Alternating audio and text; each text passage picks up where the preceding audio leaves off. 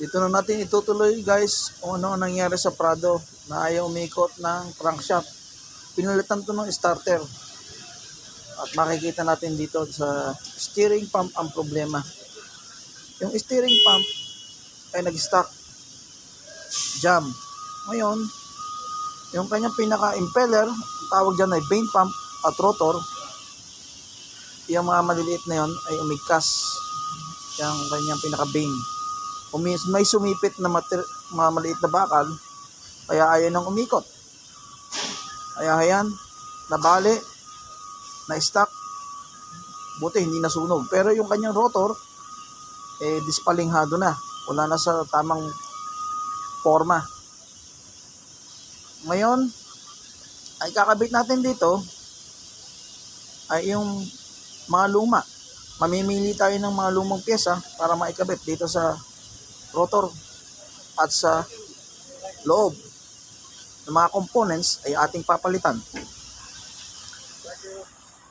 Ngayon, sa aking pagtingin, meron tayong makukuha dito, dalawa yung nahan dito na pwede nating pagkunan. Kaya makakabuo tayo ng isa.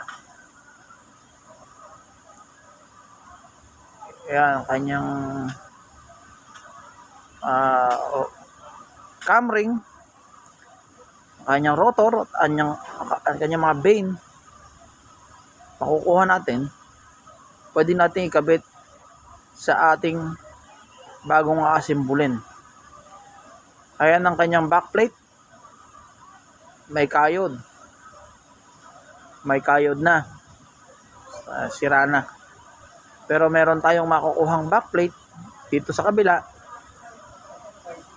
pwede nating gamitin.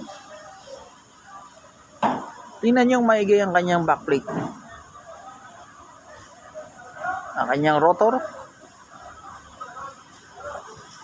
makukuha natin, maikakabit natin sa ating bubuuin na steering pump. Tingnan natin ang surface ng backplate. Durog na eh.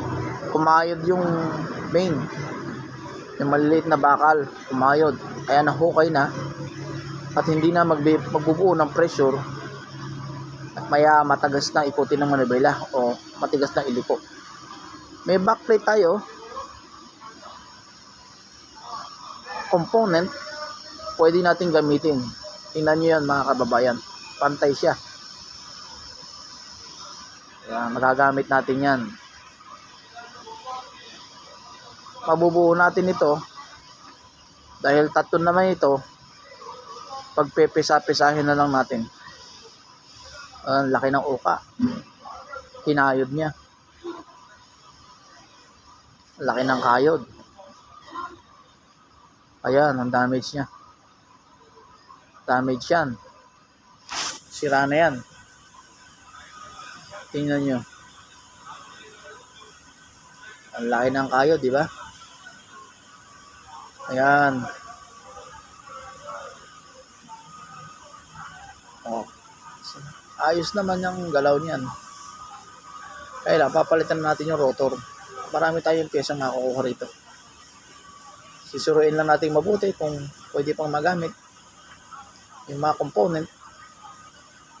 At bubuo tayo ng isa para ikabit natin sa Prado. At yan, ay ating gagawin. Siya nga pala, itong reservoir, mayroong strainer sa loob.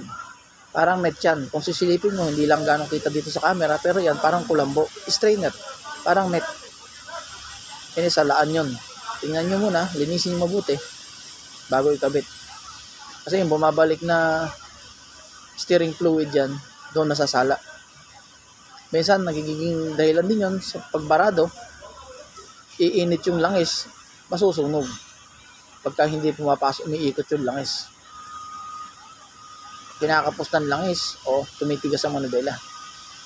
Dahil nawawala ng pressure, dahil kulang sa pasok ng steering fluid. Salamat po.